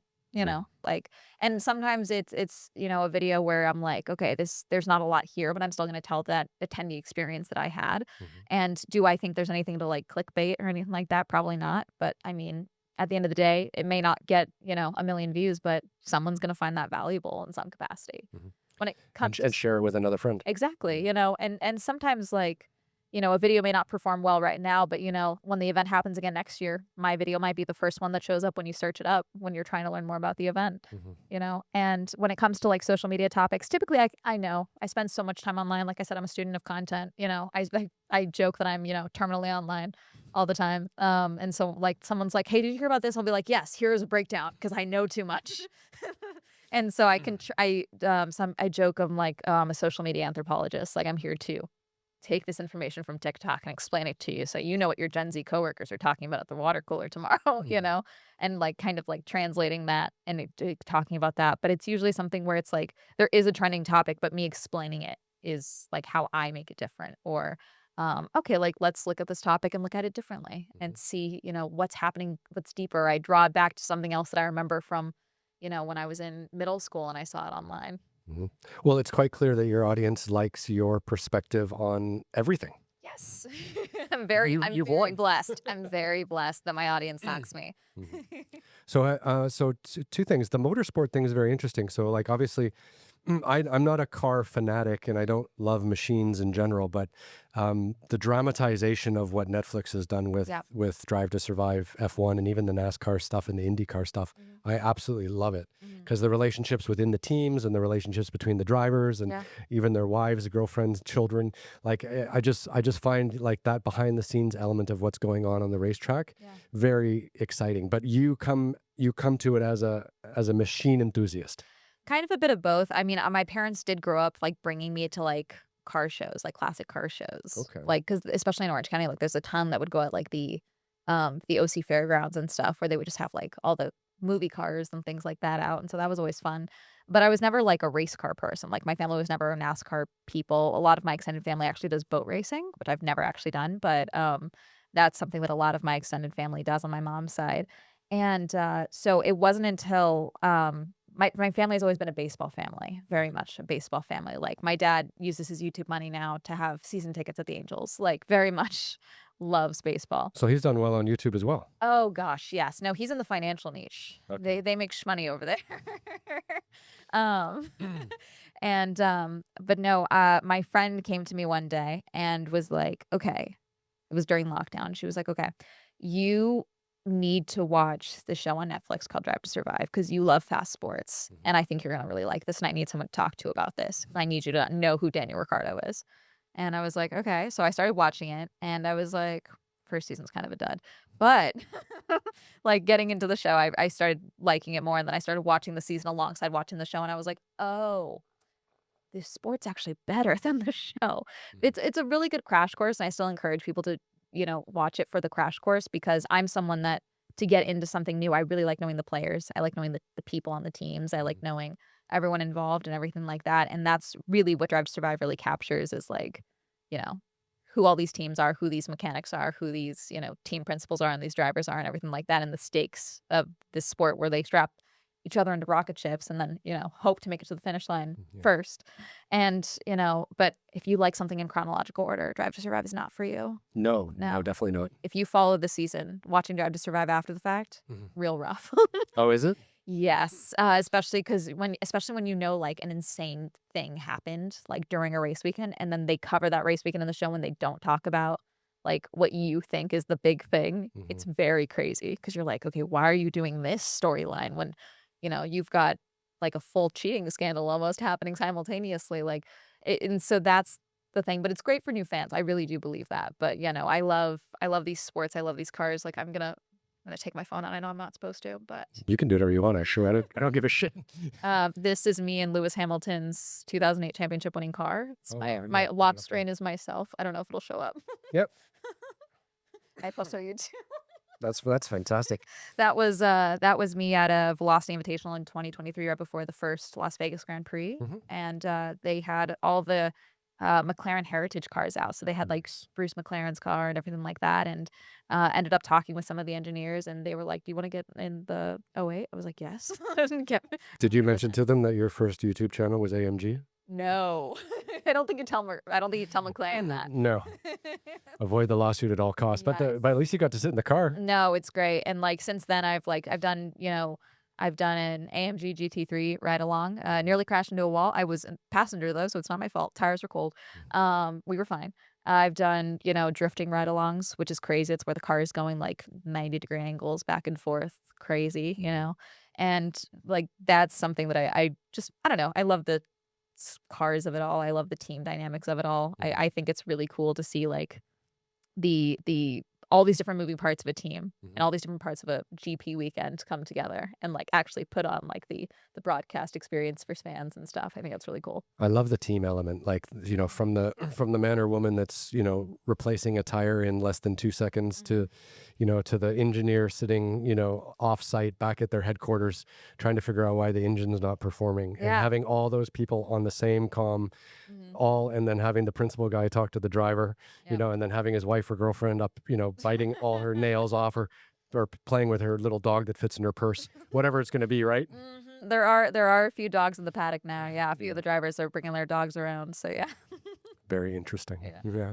And what is it that you hope to bring your audience on the automotive stuff? Like, just your same kind of like, this is my perspective on these events and this is what I want to talk about. Yeah, I mean, when I go to a race, like I just did Miami at the start of this month, and that one, I just did my standard like review of the weekend. It's an event, like any other event. I review it the same way I review, I also reviewed like sperm racing earlier this month as well, or last month. That was, Sorry, one more time. yep. No, I understand. I was like, let's see how fast I can breeze past this. No, so teenage tech millionaire decided that he wanted to, bring awareness to the decrease in men's fertility by having a, health as sport event and have college students race their sperm to see who was fastest between USC and UCLA. So you did say exactly what I thought you said. Yeah.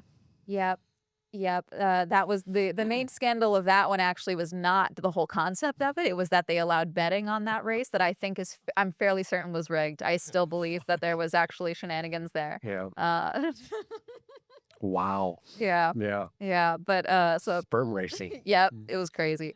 That's one of those events where I posted. I was like, never say I don't do anything for you guys. Like on social media, my friends were like, and my friends and viewers were like, do not put this on us. We did not send you there. I was like, yes, some of you did. Ouch. But I like review for Swell Entertainment. I review the race itself for both sperm racing and F1 Miami, and In the same sentence, ladies and gentlemen, F1 Miami and sperm racing. this is the variety you get over at Swell Entertainment from Amanda Golka. But no, for Miami, AMG. yeah, no, for Swell Entertainment, I Girly Pop Go is my second channel, because I was like, I want to make this like super girly, super like car hobby fun, like very much like this is for fun. This is just me doing extra work because I like to make myself do work. But so I do the overall race review for Swell Entertainment, and then for Girly Pop Go, I did like a little more detailed. Like I did a pit lane tour where I get to like walk through the pit lane before they actually did the first session of the weekend. And so I'm like vlogging that experience and filming that and like explaining like, oh, that's Laura Mueller. That's Esteban Ocon's like race engineer. She's the first woman to be a race engineer. Like that's so cool. Like talking about all these different things and or doing like a track tour where they literally had us like on the trucks that the drivers get to go on to go around the track and do like a full track tour while they're explaining like the difficulties of these chicanes. And it's like, oh, we can't even make that turn. How are they going to make that turn? Showing the details of that, showing off F1 Academy, which is the all women's, race series that is the hopefully support series that's going to, hopefully get another woman in Formula One in the next decade, hopefully, Yeah, Toto Wolff's wife runs that. Susie Wolff. Yeah, that's right. And they Sorry, I actually just didn't put out- remember her name. No, you're totally good. They just put out the F1 Academy version essentially of Drive to Survive. So that just dropped literally today. So that's on Netflix now. Well, I got my night sorted. Yes. Yes, the all women series. No, they're great, and like all those drivers are just as well incredibly competitive, and they're all, so many of them come from other race series as well, and so they're now bringing that over into F1, which is super cool. NASCAR has one female driver. They have a couple. I know the truck series has a few. They've got Catherine Legg, who I actually saw race in the Indy 500 last year. She's now in NASCAR too. Which is super cool. Yeah. It's a like sitting in a car and making it go fast. I mean, men and women. I mean, Yeah. I think the engineering is such that the strength and the fitness levels are probably pretty comparable now. Yeah, the main issue with getting a woman into Formula One now, sorry, we're gonna get a motorsport tangent, is mainly the money. Like it's a huge deal to go, like a seat in F3 is I think over $1 million now, and you're not getting paid for that. That's what you are paying to be a part of F3. And then F2, they don't have any power steering. So that is the main issue for getting women from F3 into F2 is the physical arm strength that is needed to turn the car. Yeah, F1 is power steering. So Jessica Hawkins, who in 2023, I believe, yes, 2023, is actually the first woman in the last 10 years to race a modern Formula One car, to drive it. For Aston Martin, she is now still an ambassador with them. She kept requesting to turn up the power steering to have more control of the car and everything like that, because it's something that F2 does not want to get rid of. They don't want to get rid of the no power steering. To what benefit? It's supposed to be hard. It's supposed to be difficult. It's supposed to be hard for the men that do it, It is. It's hard for me. Like I remember I was in Montana last summer and I was up at a high altitude and the power steering in my car froze. So for the first like 5 minutes where I turned on the car and I was trying to back out of the driveway and get down to get my coffee in the morning or whatever. and there was no power steering. It took like, a good 10 minutes for the thing to warm up. Yeah. And this is the summer. Yeah. And I was like really struggling with it. And I couldn't imagine. Now imagine going 120 miles per hour. On a hairpin turn. Yeah. So, I mean, hopefully, and that's the great thing about, F1 Academy is it's, not just getting an opportunity for these women to race in single seaters and open seat racing and everything like that, but it's also advertising like, yeah, here are these incredible drivers that you should put marketing behind to help get them into other series. Like the champion from last year, Abby Pulling is now won a seat in GB3 for winning F1 Academy last year, and another driver, Bianca Bustamante, who was very marketable but didn't perform as well in the car last year, also got a seat because she was able to market herself so well from F1 Academy. And it's the same thing of like athletes these days. I mean, we see this in every series. They almost kind of have to be influencers on top of being athletes to get that marketing. Well, yeah, because they need to, like, so specifically for race car driving, like the drivers are supposed to arrange their own sponsors in many ways. So, you see all those patches on the shirts and all the patches on the jackets and on the car. Like the driver is really responsible for bringing a lot of that to the team. Like the team obviously does their own bit, but the driver will bring, Johnny Walker Black Label or whatever, and that'll be the, or the watch partner. Yeah. And they bring that to the team. And if you don't have that marketability or those social media numbers to be able to bring on a luxury watch brand, like that can stop your racing career. Yep, 100%. That's crazy. Yeah. You have a real passion for the sporting stuff, especially on the female side. I can't wait to watch how that kind of develops a little further. I mean, I hope so. It's one of those things where it's like at this point, it's like I had the chance to actually go to Ohio like a month ago, and I didn't go because travel was just too tight to go do Well, that's Ohio too. I mean, if it was Manhattan. Well, it was a week. It was like a 1 day driving school, basically, like to go. And because I have a viewer who's like, I want to get you in my car. No, but she's like, you have to do like a driving school first. And so I'm just trying to find time to do everything at once. And I don't have time because I've committed to weekly videos. But if I don't do weekly videos, as I said, I'll take another 2-year hiatus that I don't intend to take. It's funny. Like once you stop, it's so hard to get going again. Yeah. 100%. So, okay. So, wow, we're into it. We're good. Okay. No, yeah, we'll keep going though. Okay, cool. I've got a few more. Sure you're good. We got a few more questions here. So, I mean, like, so now the part of the podcast is like, what are you doing now? Where are you heading with all this? Because it seems like you found a few good niches early on. Yeah. Now you've set up the second channel, benefiting from all your early lessons that you learned, and you're able to kind of monetize it much faster. And you're also doing you're involved in another hobby that you're also quite passionate about, especially on the women's side, which I think is fantastic. It's great to chat with you about that. So, like, where is all this going? Like, what's the 5-year plan? What do you want to get done this year? And then what's 5-month plan while we're at it? Like, it's fucking hard, actually. Yeah. it's it's crazy because in theory, my issue last year that I actually had was that I had all these I had this kind of almost like come to Jesus moment for myself, like very early on last year, where I was like, I have all these ideas and I want to make myself do it. Like, I don't want to rely on the excuse of I'm traveling too much to review events or I'm doing too much work here that I can't pursue, business ideas that I have, books I want to write, things like that, acting, things like that. I'm also very interested in voice acting and I have not pursued that at all.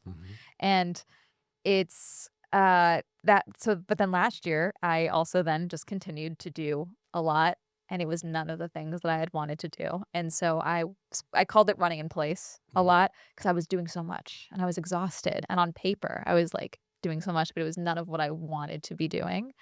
And so this year I very much am like, okay, we are locking in. We are doing more stuff. So I'm very much focusing on writing right now more than anything. I am working on a memoir-esque how-to book type of thing.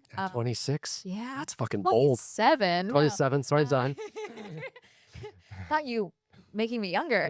No, one thing that I get the most messages about, I would say, like regardless of what I post on any platform, is people telling me, thank you so much for your content. I went to a concert alone for the first time, or I'm taking my first solo trip, because my whole thing has always been, if you want to go do something, go do it.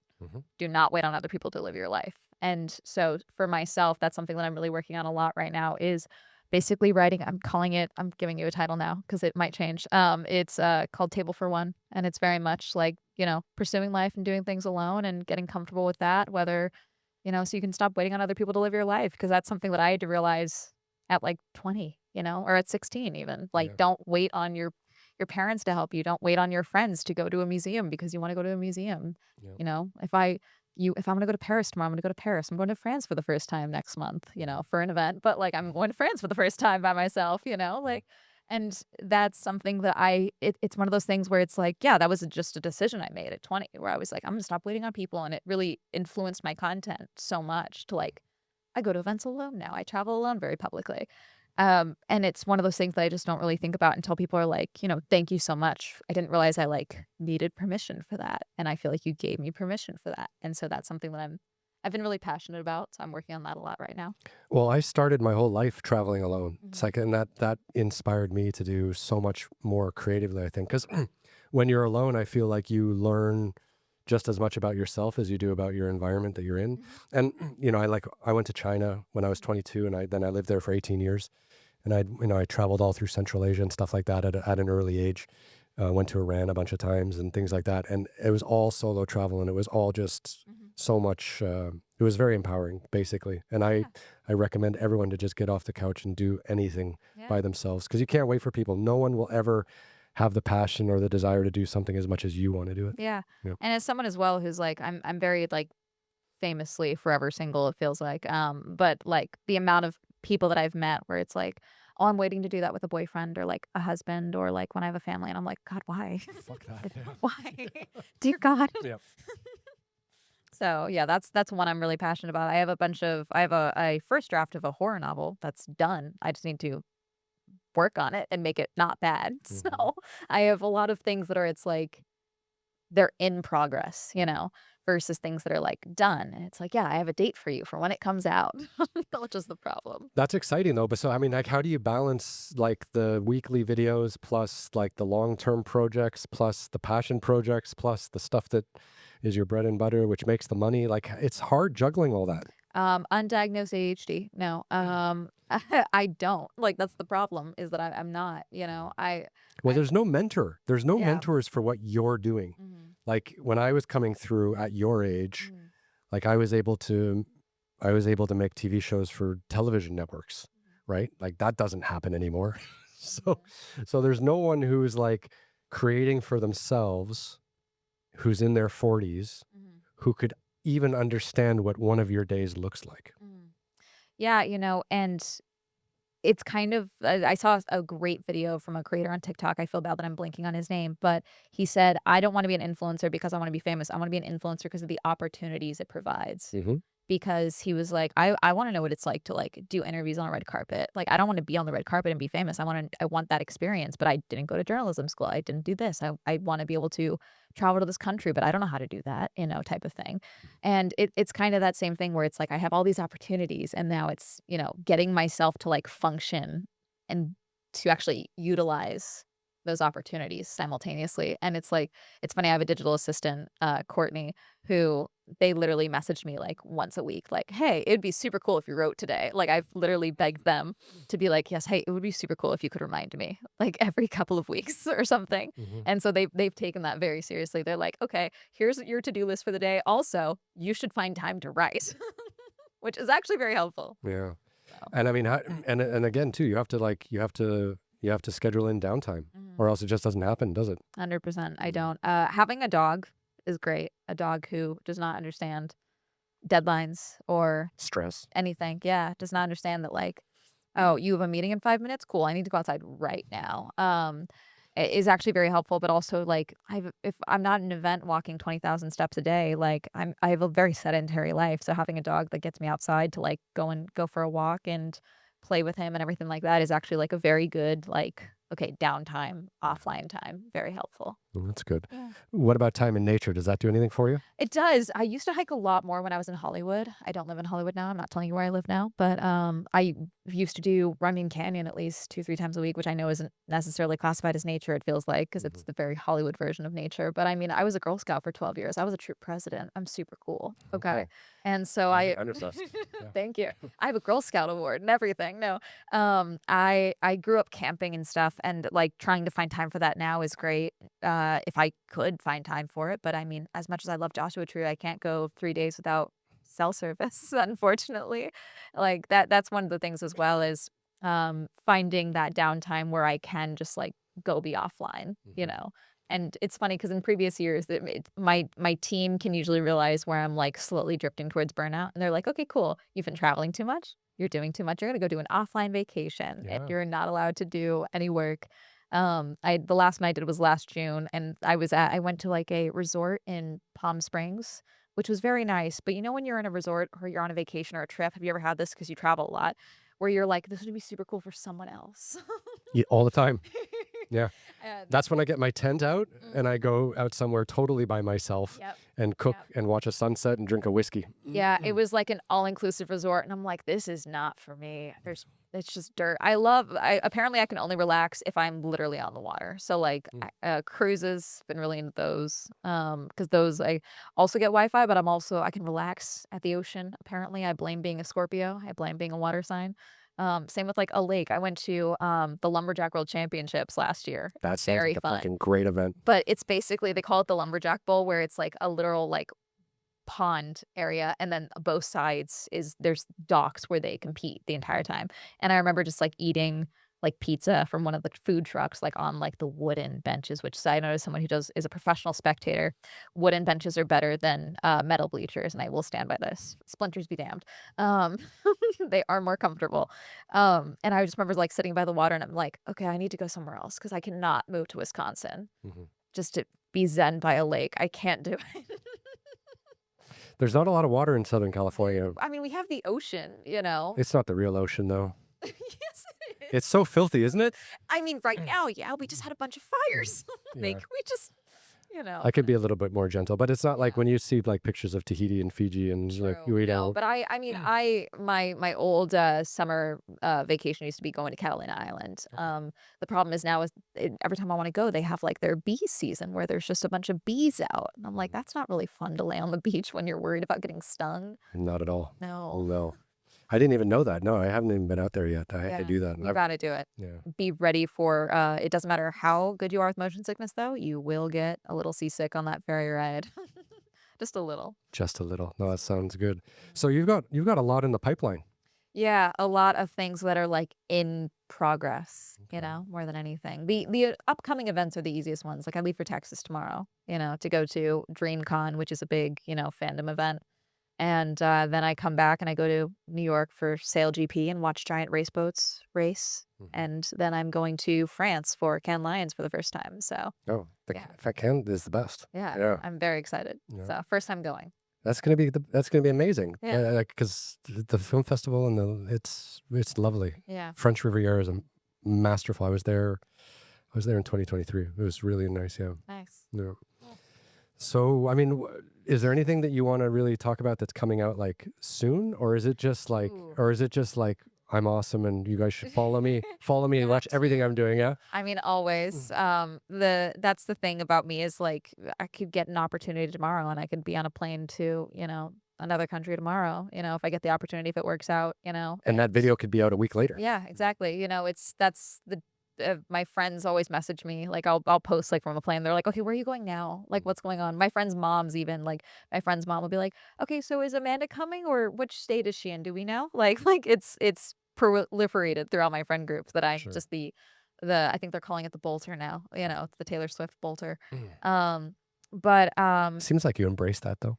oh, very much. I love it. I love being the perpetual. Like I've already established with my friends that I will just be the fun aunt that's always in another state or another country, bringing souvenirs back for everyone. So With a great dog. yes, 100%. No, my dog's a psycho. I love him to death, but he is crazy. But yeah, I mean, there's so many things too that are also like kind of like super top secret, like where there are events that I'm going to or things that I'm working on where I'm like, I don't want them to know, like, because they haven't Googled me yet. Because I mean, I have the benefit as well of like, I am just an attendee. So at the end of the day, the videos that I make are basically like a filmed Yelp review. And so I have been on Blacklist for events. I have been on Blacklist for event companies and things like that because they're like, okay, we don't like that she's here. We don't like that she's talking about safety concerns and poor planning of things and things like that. And But if they'd invite you and you had full access, that would be a different story. I have been invited, and I've still been honest. No, that's the benefit as well of being the one that can afford everything, is that I have the benefit of being, honest, and, the integrity of it all as well. And I've made it very clear. It's like, hey, I'm not signing anything saying I'm only going to be positive. If there's a problem, like, there is a problem. I'm dealing with that right now, actually. I'm trying to film in Saudi Arabia. Oh, wow. Yeah, we're going through a bit of a paperwork thing, like where it's just like, how free are you going to be with what you say? And I mean, like, totally. Yeah. Yeah. Yeah, I mean, at the end of the day, I never try and go in with the goal of like, I'm gonna be mean. I'm like, even then, like, I'm trying to think of an example of a company that was mad at me. I won't say the name, but a company that I had previously made videos on invited me to be a featured creator, which anyone who knows this event will know what that means and will immediately know which event this is. So it'll be fine. For a different, like a new event they were putting on in the same vein as that.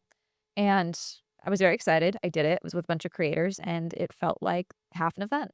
And there was a lot of safety concerns. And I was like, I would not come back. And I was like, do you think you gave us the experience for our friends when they ask us, like, oh, how was your time? Do you think you gave us the experience that would say, yeah, you should do it or not? And I ended up on their shit list. Excuse my language. But because the fact that, they were like, well, we gave you what you wanted and you weren't grateful. And it's like, I'm sorry. I watched. The fact that multiple of us were afraid to go back to our hotel rooms because of the safety concerns, that's really bad. I don't know what you want me to tell you. That's not me being mean. That's me telling you the fact that I felt unsafe. Like, I don't know what to tell you. It sounds counterintuitive to invite a bunch of influencers to an event and then not really take care of them well from morning till night. Like, just to leave them alone or to make things not safe for them in any way, shape, or form just seems like an absolute gunshot in the foot. It just seems ridiculous. Yeah. And I mean, in that instance, like, we ended up having a good time because we made our own fun was like the main thing. So we all came away like, oh, we had a good time, but it wasn't because of the event. And the fact that like we were like, oh, we could do, like, there was a baseball game, like, even like the first night before anything happened, and like a few creators just ended up going on their own. It's like, yeah, why did you guys have us go do, like, promote the event at a baseball game? Like, that would have been a great promotion, and there were still tickets available. Like, they still could have sold more tickets. It was a whole thing. But it's You like, guys could have thrown out the first pitch. oh, I wouldn't go that far.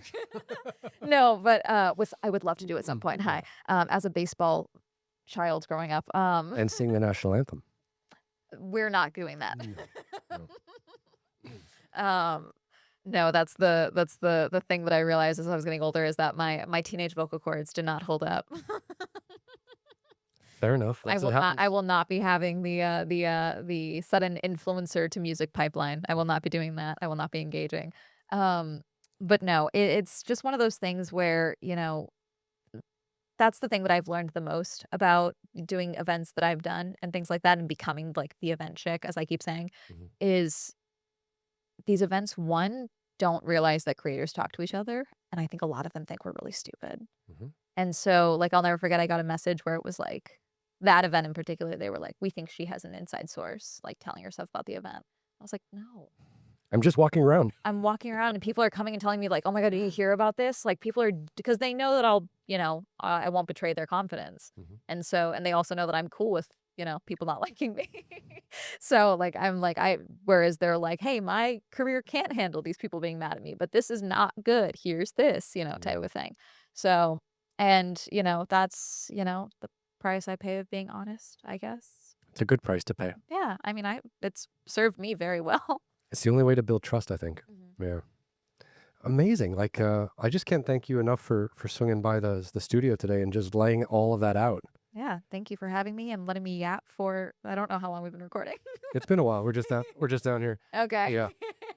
Yeah. Yapping for a bit. Yeah. No, it's great. And I just wish you the best in your future career. I mean, it'd be great to have you on the podcast again in a year, or and just see where you are with your things to promote for you. No. Actually, to be honest, I love podcasts where people don't have anything really to promote, because then you can just shoot the shit and be like, "Who are you?" Yeah. And like, "Why are you so happy?" Like, tell me about that. In spite of it all, I still have joy in Wincy. right? And because people would just assume like you're just under so much pressure, you're working all the time. But the fact that you actually get to do what you love to do and make a living from it, I mean, you're winning, right? Oh, I have the most fun job in the world, and that's one of the things that I think is the why I encourage anyone. I've had parents come to me where they're like, "Oh, my teenager really wants to do YouTube. They want to drop out of high school." I'm like, "Oh my God, first off, no, please don't let them do that." But also like the best thing I can tell people because they're like, "Oh, how do I research how you do? How do I talk the way you do?" I'm like, "Just go live life. Like go get a bad service job. Go work retail and learn the true depths of human stupidity. Like please go and experience that." Of human stupidity. You know, it's because it just one builds up character, but also just develops how you talk to people so much. You know, like selling Girl Scout cookies for 12 years when you're no longer small and adorable is actually very great sales background. Like it's very helpful. And, you know, I have the benefit of having the most fun job in the world. And if that comes with, you know, overexposure or, you know, weird hours or, you know, travel fatigue, then that's the price I paid to get to do really whatever I want. You know? A lot of people have to deal with worse stuff than that for stuff they don't even like. Exactly. No, exactly. And that's one of the things where it's like, I'm never one of those creators where it's like, this is harder than a 9 to 5. I'm like, no, it's not. It's like, I've never even had a real 9 to 5, but logically, I know this is not harder than being a barista on rush hour on Sunday after church gets out. Like, I know this is not that difficult comparatively. That was just a nightmare scenario. Yeah. Although it would happen once a week. Damn Sundays. Well, look, where can the audience find you? Your social handles. Yeah, you can find me on YouTube and Twitch and TikTok at Swell Entertainment. If you would like to see my motorsport channel, it's Girly Pop Go, also on YouTube. And then on Twitter and Instagram and Threads, I'm Love You to Golka. It's the same username I've had since I was 13, and it has yet to change. We won't judge you for that. Thank you. But yeah, no, I post every Tuesday at least, and sometimes Fridays. When you feel like it. Yeah. Yeah. Yeah, when there's just so much to yap about. Well, that's great. I'll obviously put links in the bio and stuff like that. But thank you so much for coming by and sharing all that with me. And I really look forward to following you and staying in touch and wishing you the best on your career. Thank you so much. And now we just go here to the middle camera. Okay. So people can see we're in the same room. Yep. So we can shake hands. Yay. No, we don't do Zooms. Okay. We need to meet people face to face again, right? Yes, All right. absolutely. Well, thank you so much. Thank you. And we're out. And that's it. Yay.